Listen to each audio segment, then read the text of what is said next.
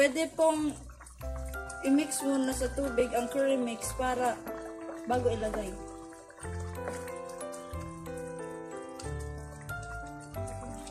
Pakuluin para lumapot ang sabaw.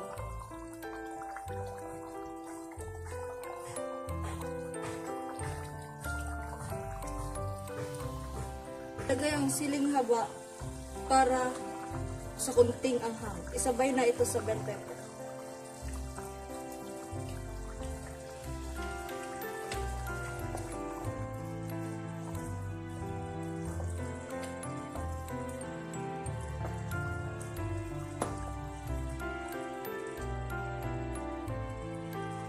Patayin na ang apoy. Tapos na tayo sa ating niluluto.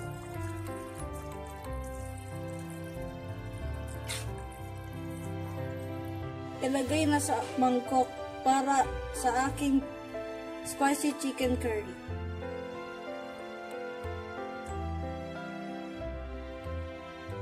Ito po ang naluto kong spicy chicken curry.